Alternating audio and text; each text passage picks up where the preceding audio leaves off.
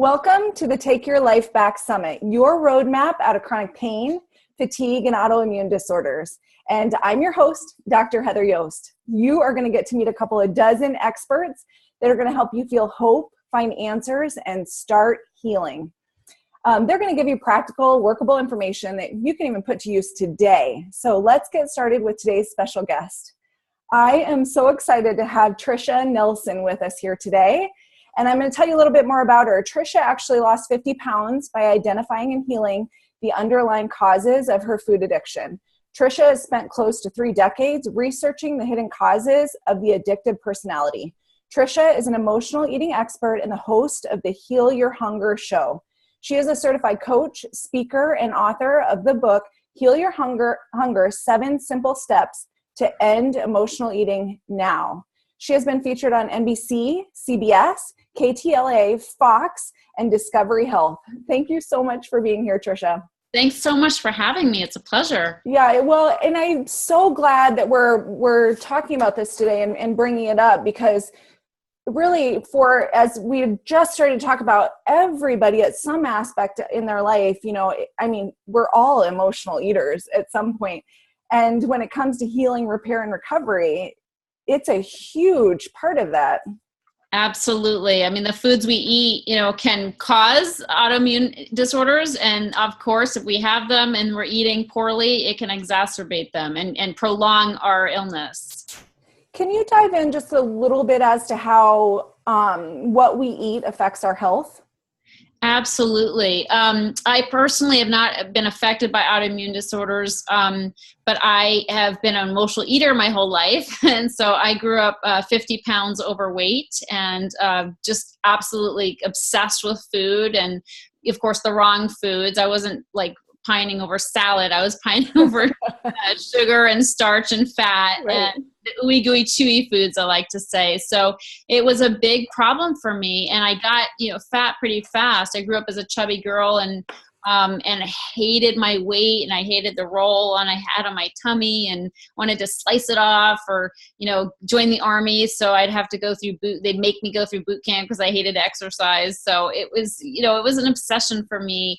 But of course I loved to eat, and I couldn't put the food down. So it was a problem, and I tried lots of things to get better, diets and exercise programs and self-help groups and therapy, and you name it, I did it. I was really on a search for healing my problem, and nothing really worked for me. I tried things that worked for some time, but I'd always break out and start binging, my favorite foods again. So that's really sort of how I got started with Heal Your Hunger and the work that I do. I've been working with my husband, he actually helped me 28 years ago to heal. And so that's sort of what I'm doing here. Is for years we've been working with people with food addiction and other addictions as well. And he has a method called the Nelson method. But Heal Your Hunger is all about emotional eating specifically. And the reason why I do this is because I know what a hard problem it is to overcome. I mean, people always think heroin addiction, cocaine, drugs, alcohol, that they don't hold a candle to the food, because we have to eat 3 times a day. So in my opinion, it's much harder. But anyway, we don't think of it as an addiction, food, because, it's socially acceptable. We go out to eat with friends or whatever. We binge on Ben and Jerry's. We're like, oh, haha, but it can get so bad as to be life-threatening. Absolutely. And, not only with heart disease and diabetes and different, various issues physically, but when it comes to autoimmune as well, I mean, so many autoimmune diseases are either caused because we eat poorly for so long. I had a woman on my show recently Isabella Wentz, you probably know of her, and regarding, Hashimoto's, and she just had talked about how autoimmune can start 10 years before we even recognize symptoms. And how does it start? Well, we're eating things that our bodies are not prepared to metabolize, and we're eating chemicals and, all kinds of ingredients that aren't natural for our bodies and aren't easy to digest or to really even know how to metabolize. And so over time, those foreign substances in our bodies just make our bodies break down. I mean, we get leaky gut, we have problems with our gut, and before you know it, our bodies are attacking these foreign substances that we put there. I mean, that's what's so awful about it, is we did that, and it's not really happening to us. It's literally us doing it to ourselves. And so it's why it's so important to address this issue, because you can get all the help possible for autoimmune disorders, but if you don't change your diet, which is that's what all the experts are going to tell you anyway, is to change. It's so diet focused, and any healing protocol is diet focused. I mean, you got to eat right. You got to cut out the grains. You got to cut out sugar and gluten and dairy. I mean, we know these things. Anybody who's been struggling and looking for a solution knows what they should and shouldn't eat. For me, the problem is that knowing what we should and shouldn't eat never made a damn bit of difference, right? Right. Knowing the way is going the way. No. And that was true for me. Anybody who struggles with food and weight has read a jillion books. They've done now on internet, they're searching and checking out all the different best diets and best holistic meal plans, blah, blah, blah.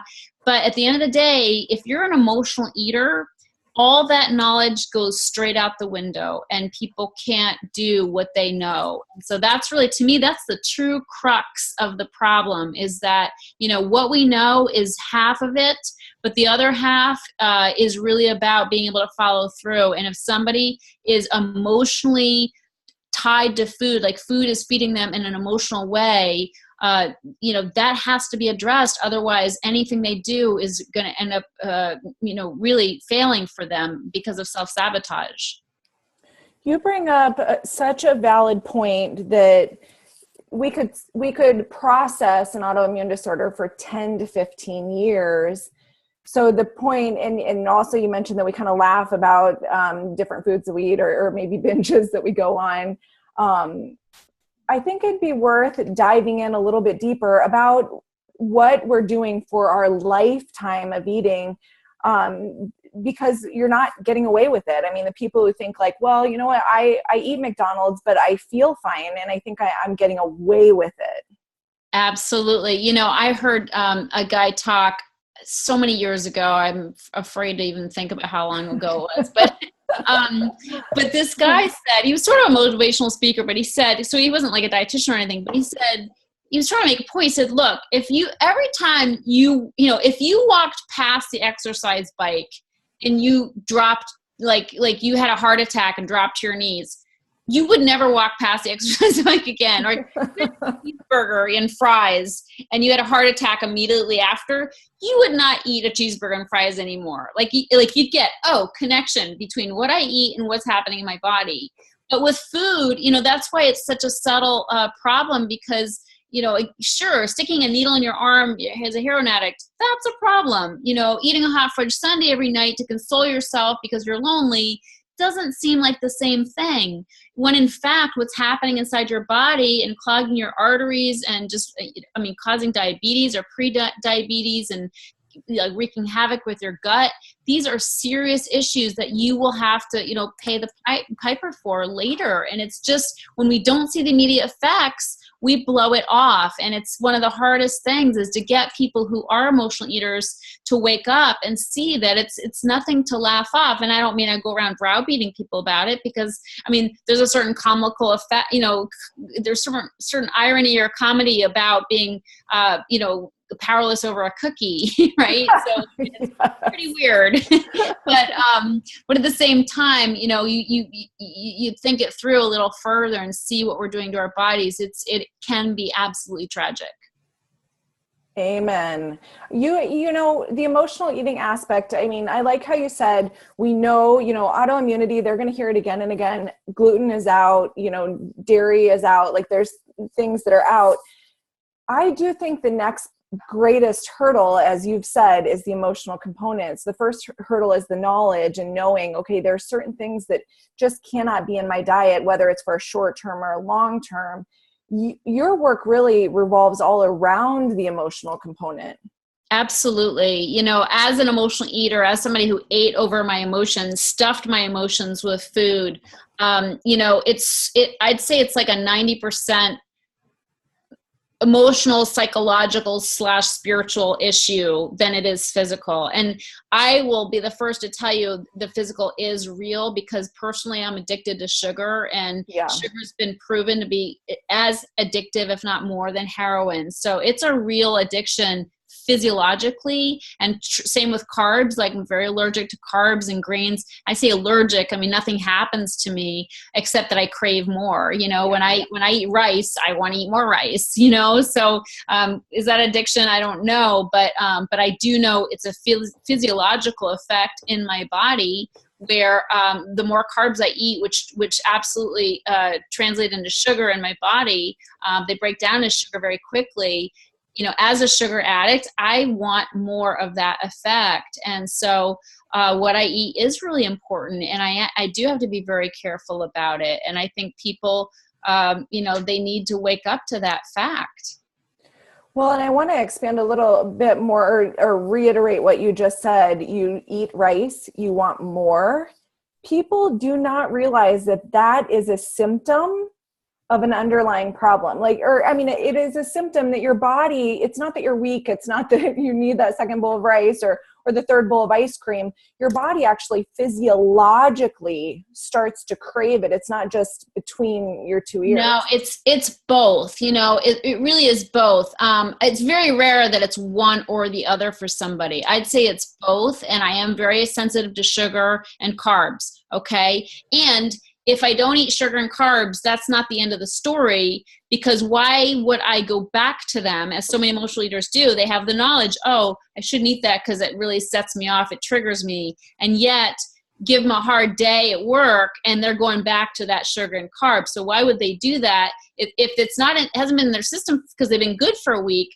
At that point, it's emotional, right? Because it's not a physical craving anymore. It's an emotional need for the comfort that sugar and carb gives them. And so that's why it's always both, and you can't have one without the other. And, emotional eaters I call it the anatomy of the emotional eater. And I write about this in my book, my Heal Your Hunger book, is that there's actually a personality profile of emotional eaters that's different than your average person. And so we have a host of reactions, like ways that we react to life, that actually creates the emotional environment that's fertile for emotionally eating. So there's many layers to it. Like, it's not just a physically addicted to sugar issue. It's not just, I want comfort foods. I want to eat cookies because my grandmother cooked cookies as a kid and it just makes me nostalgic. So much deeper than that. There's so many personality issues going on for the emotional eater that actually set them up to binge as well. So many different layers than just what's on the surface. And you mentioned that it's a spiritual journey towards healing. Can you talk more on that? Totally. Yeah. I, in my book, I talk about the source. People need to get to the source of emotional eating. And you actually have source as SOURCE as an acronym, and the first word in that, or in an acronym, is S, stands for spiritual void. And the fact is that emotional eaters are lacking. They feel a sense of lack. I was never quite satisfied with anything. I just felt like there's got to be more. Like, I'm not getting there. Like, no matter how many yummy foods I would eat, I wanted more. I was never satisfied. No matter how many fun things I did, I just, at the end of the day, I still felt empty. And so there is an emptiness that emotional eaters, and it's a human condition. I mean, let's be real. It's not just emotional eaters, but I feel like as emotional eaters, we feel this. Emotional eaters are typically more sensitive and more emotionally sensitive than your average person. And so when we are more emotionally sensitive, we feel that sense of emptiness more. Like, everything's just amped up some. So we feel more empty. And that, to me, is translated oftentimes into a spiritual void. And so, and I don't mean spiritual meaning religion at all. I just mean a sense of disconnect. Like, we're disconnected from our fellow human beings, and we're disconnected from ourselves and from a sense of spirituality. And healing does require that we connect in some way with a power greater than ourselves. And that could be nature. I mean, that could be God. It could be whatever you want to call it. I don't think it matters a whole lot. But we need depth like we need depth, and spirituality can give us that kind of depth and healing that we're really, using food temporarily to fill. And it's just, there's never enough food to fill that emptiness. And obviously we don't want to try to see if there's enough, because we'll get really fat. So, it's so much better to realize that, I'm trying to feed something that cannot be fed by food. And that, it's probably the healthiest addiction you can have is a spiritual one, where you're just craving a connection. And that's why I recommend meditation and prayer to people, and things that can, and it's totally of one's own design. Like it's absolutely non-religious is what I'm talking about. And for some, it may be religion. But even people who are religious as emotional eaters, that doesn't always do it for them either. Because there's lots of people who go to church and they're still, pigging out at the, after the service, right, down at Denny's. So there's a whole lot of different parts that go into it, and that's why I have 7 simple steps to end emotional eating now, because there's so many different parts that you need to put into the solution, because just one thing, just one aspect isn't enough. It's really a whole canopy of things.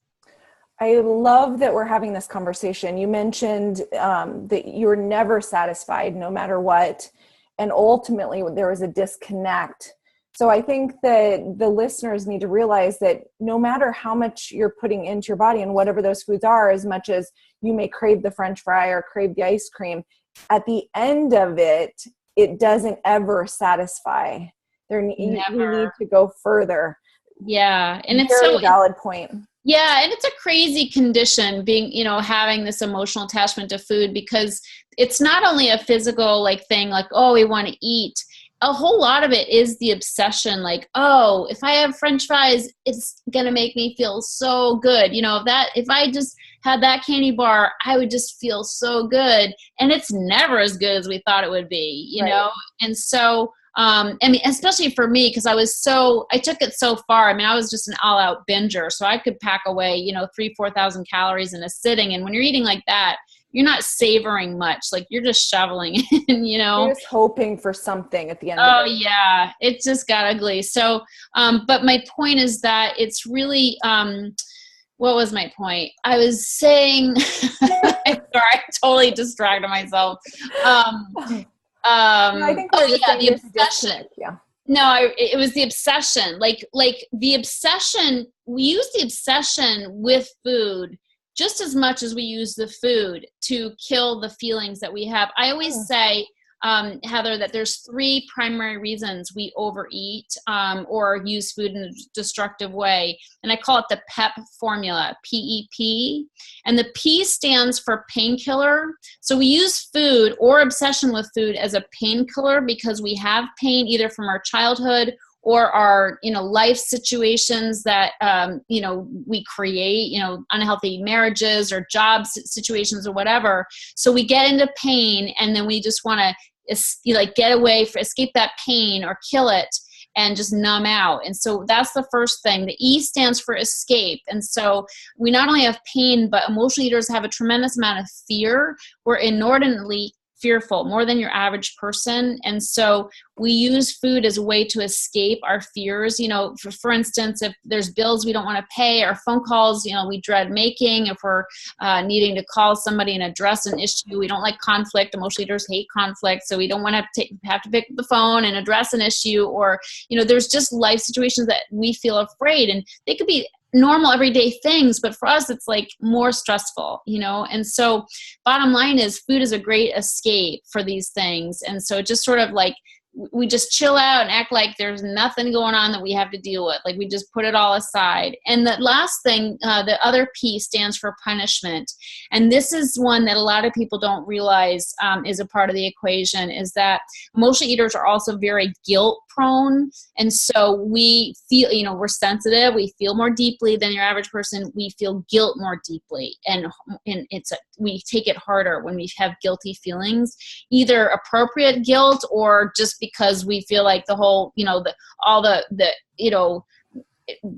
terrible things in the world are our fault. It's just it doesn't matter if it's real or not. we take it on as a burden. And so we use food as a form of punishment for the sense of guilt, this burden of guilt that we have. And food, at first somebody might say punishment, like, but my favorite thing to do is eat. Like, that's not a punishment. But, let's think it through a little bit. When I would bake a pan of brownies and get a pint of Haagen-Dazs, I'd be in seventh heaven. I'd be like, oh, and I'm going to watch my favorite TV show, and I'm going to be, nobody's going to bother me, and I'm happy as a clam, right? But when you play it out and realize that the brownies and the ice cream isn't quite enough, so then you got to get something salty and cook some popcorn or eat some Doritos, and then, and then you need something sweet again. It just goes on. And at the end of a horrible binge, then you pass out and you wake up the next day and feeling like it's the worst feeling in the world to wake up from a binge, in the next day and realize what you did and how many calories you packed on.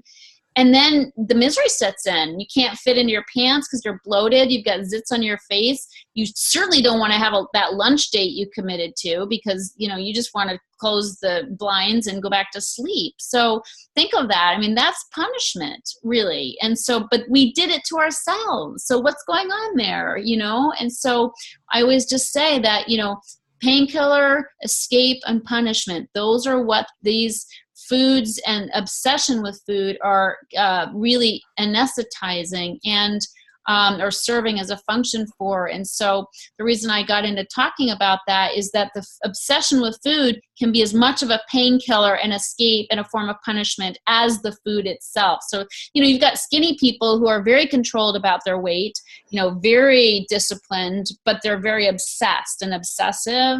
And that's just another side of the same coin as far as I'm concerned. It's still disordered eating in that we're just completely obsessed and we're using those obsessions for the exact same reasons that we use the food. Right. And can we dig into your programs a little bit, what makes them different and how you help people with this? Because there's so many people out there that are going to relate to what you're saying and how they're utilizing food. Yeah. I always recommend first that people tune into my podcast because I address emotional eating head on. I mean, that's all that it's called the Heal Your Hunger Show on iTunes. And it's just a great free way for people to just tune in. I also definitely, another freebie is to take the quiz. I have a quiz called Are You an Emotional Eater or a Food Addict? And this is a great place to start actually because to me, it's a spectrum. Like we all emotionally eat. Food is just a very lovely, comfortable, comforting, cozy thing, and we have used it for years emotionally. It's just that some people take it a lot farther. Like they can't stop, once they start, they don't have an off button. And so I consider it to be more like a spectrum, an emotional eating spectrum. So, down here, people want hot chocolate because it makes them feel comfortable and it's snowing outside.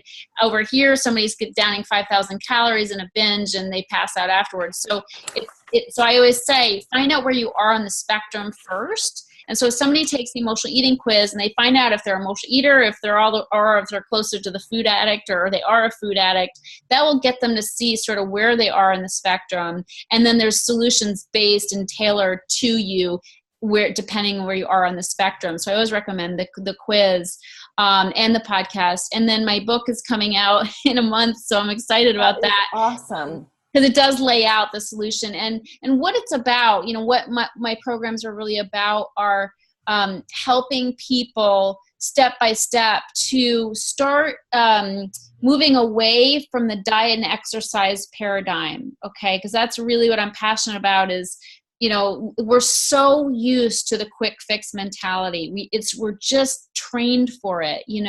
Every tabloid magazine, everything is about how much weight have you gained? How much have you lost? What fad diet is going on right now? I mean, there's a jillion diets out there, but none of them work. I mean, 98% of all diets fail, like 98% of them. So clearly that is not where the solution lies. So I want to really get people away from the diet mentality and down to really bringing it within ourselves and really changing our lifestyle so that we can respond differently to life, because we're basically stress eating. We're eating over fear and pain and guilt, as I said. But I want to help people see where that pain and fear and guilt is coming from. Like, really dig down to the root cause. That's the only hope. Just like with autoimmunity, you got to get to the root cause. And that's, and in so many ways, it's the same root cause, especially with the emotions. I mean, there's a lot of ways that emotional eaters respond to life that are tripping them up. I mean, like people pleasing is a great example. Emotional eaters take the cake, sorry for the pun, but when it comes to, people pleasing, because we're just the consummate people pleasers. We get our validation from outside of us. We want the approval, thinking that's going to fill us, just like we think the food is going to fill us. So that's something that needs to be changed. Like we can't keep being the people pleasers we've been, because we end up stressed out and overwhelmed and resentful. Well, those, stress and resentment is a big cause of illness.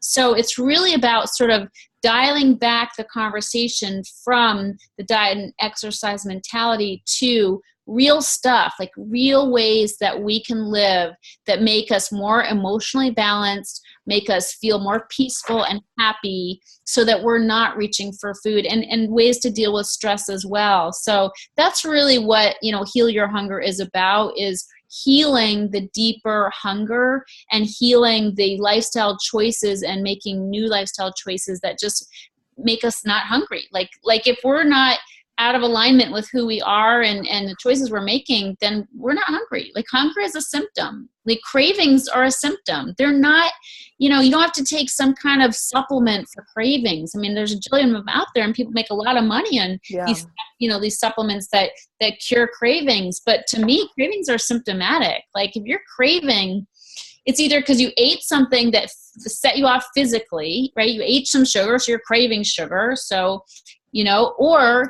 or you're resentful and you're, strapped because you've taken on too much, or you're, dating somebody who's really a jerk and you should not be with them. There's a lot of things going on that are creating that craving. That craving, it'll go away like that when you get to the bottom of it. There is no reason to be looking for a fix for cravings. I mean, that's just, people don't realize that. Even experts realize that.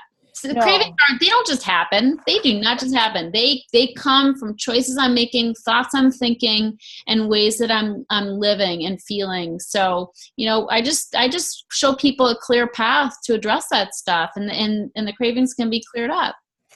And I want to repeat what you said too. 95 or 98% of all diets fail. Get to the root cause of eating, get to the root cause of your cravings, as you just said. Yeah. For your book that's coming out here shortly, how can our audience find that book? How can they learn more about you? At the website, healyourhunger.com. Okay, great. Definitely great. On our website.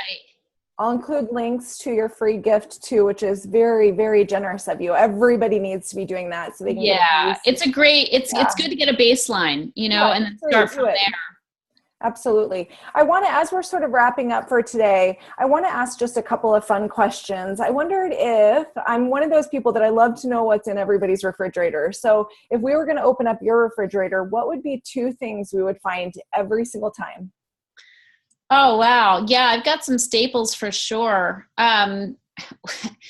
I just bought 6 of these yesterday, but I'm really into like bell peppers so, of all colors. I'm not into green, but I like the ones that are sweet. Of course I do. And so yellow ones, red ones, and orange ones. Whole Foods just had a sale on them. So peppers typically, lettuce. I'm a salad girl. I love salads. I make like super yummy salads. I have salad dressings from Follow Your Heart. I like their salad dressing a lot. So I usually have that. They have one that's vegan blue cheese.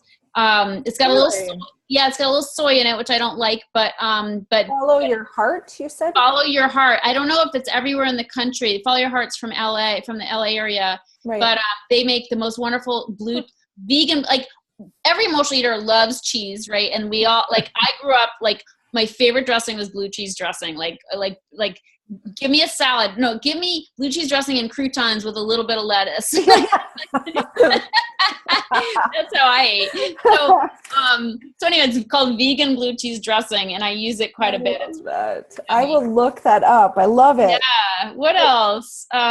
Yes. And I'm really into So Delicious cashew milk. I make smoothies in the morning, and I can't eat. I'm right now. I've got some gut issues, so there's lots of things I can't eat almonds, which is just horrible. But now they make cashew milk instead of almond milk. I can have cashew milk, so I use that as the base for my smoothies. So that's super delish. So yeah, those are a few things. Super delish. What about if you were stuck on a desert island and you could only have 2 products or supplements with you? What would be your top choices? Oh, that's such an interesting question. I know. Everyone has a hard time narrowing that down. This is just personal to me. I take DHEA and pregnenolone. Yes. Those are super helpful. Vitamin E. I love vitamin E and vitamin D. And probably some vitamin C, Yep. just to boost my immune system. Very good. I love it. I've had so much fun talking to you. Thank you for as well. Summit. I think this is a topic that I'm so glad that we've reviewed and covered, and you've provided so many gems and pearls and also opportunity through your free giveaway for our listeners. And I really appreciate it. Thank you for having me. It's been a pleasure. Yeah, you're welcome. You're welcome. Well, that's our segment for today. Again, this is Dr. Heather Yost, the Take Your Life Back Summit. Watch your email inbox every single morning, because we're going to bring you more awesome experts with additional information that's going to help you live your best life. So take care, be well, and we'll see you tomorrow.